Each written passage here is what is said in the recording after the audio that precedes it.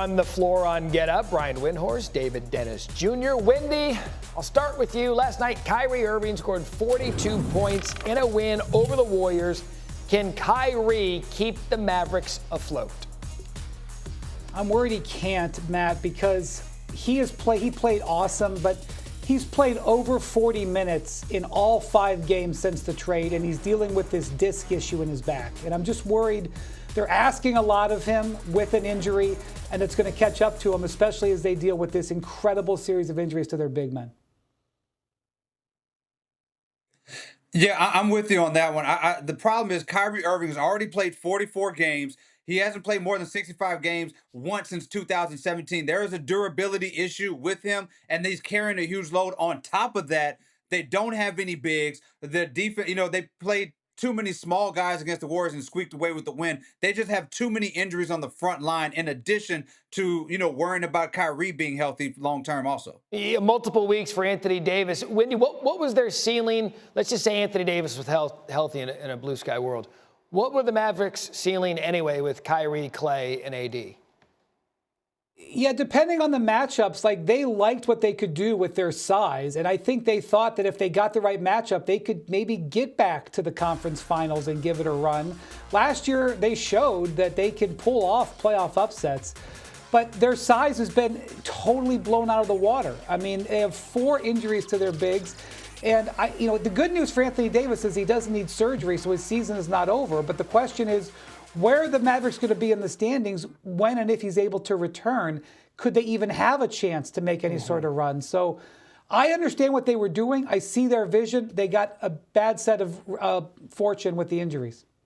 Yeah, especially when AD, that first half that he played for the Mavericks, looks like the best two-way player in the world until he got injured. Let's move to Philadelphia now, where Paul George scored just 2 points in 37 minutes last night in a game in which the 76ers did not have Tyrese Maxey or Joel Embiid. Wendy, was signing Paul George a mistake? I don't think it was a mistake. I understood what their strategy was. But the problem is that Paul George has not been delivering. This was the exact purpose of giving him the $200 million for a night when Joel Embiid's not there, that he could carry them offensively. Instead, he's having the worst offensive season he's had in more than a decade. And in this particular run, he's having one of the worst stretches of his career as they're losing. 2 points in any game for Paul George is tough. 2 points with no Maxey and Embiid is unacceptable. They've got $500 million tied up in Paul George and Joel Embiid.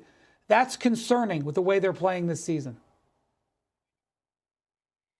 Yeah, this is only a mistake in hindsight. Paul George, you've got to remember, in the offseason, the Warriors wanted him. Teams wanted him because what they saw was a guy that just a couple years ago carried that Clippers team deep into the playoffs when Kawhi was out. He was the guy that was in the market that could elevate a team from contender to really in the championship picture. So when he comes to Philadelphia, they're almost favorites. They're right there with Boston and Cleveland in theory. He tweaks that knee a couple times. He starts playing like this. 2 points is just inexcusable. And beyond that, you with the team that has so many injuries, so many missed players, don't say you need a break for All-Star. That is the last thing that the Philadelphia 76ers fans want to hear. So you don't say that after a game like you played with scoring 2 points last night. Yeah, 2 points for $212 million. I don't care what sport you're playing. If you're getting paid $212 million, you're supposed to succeed at a world-class level. And it wasn't too long ago, David, we were trusting the process, trust the process.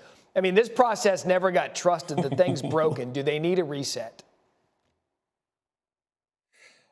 I don't know how you reset. I mean, you cannot move on from Joel Embiid right now. You're getting nothing for him. Paul George is about as invaluable a contract as possible right now. And you've seen so many of these flashes. They had the Christmas game against the Celtics. They won. They've won some of these big games where everybody's healthy. I just don't know how you move on from those contracts. I think the best option right now is to shut Embiid down for the rest of the season, try to shore up as much draft capital as you can going into this draft, and then run this thing back next year. Otherwise, I don't know what the other option is.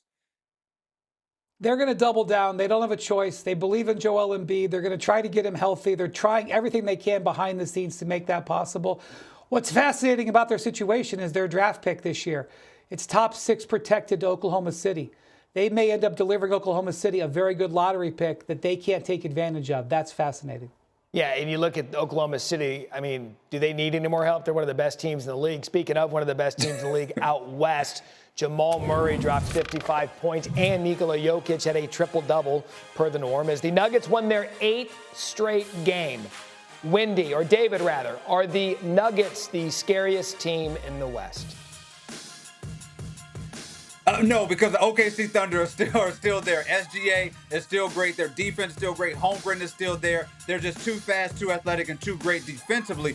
But we got to give the Nuggets their flowers, especially Jamal Murray. He has been much maligned all throughout the regular season because we have not seen the Jamal Murray that got them. It was a second piece in that finals team. But since December 1st, he's averaging 22 points, which would be a career high, and he's shooting 40, 50, 90, essentially 55 points last night. Like him being that Jamal Murray, that guy, Bubble Murray, is the thing that can elevate the Nuggets to being right there with the Thunder, even though I think the Thunder are still better.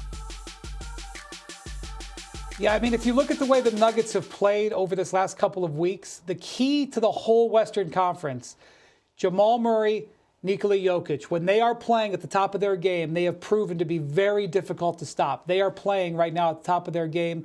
4 30-point games for Jamal Murray in the last 2 weeks. The Blazers apparently talked some trash the last time they played. I didn't remember that. Jamal Murray did. Took it to him with 55 last night to head into the All-Star break. Jamal Murray has never been an All-Star. He's not an All-Star this weekend, but he's been an All-Star when it matters in the postseason. Yeah. If he is again, you love Denver's chances in any 7-game series.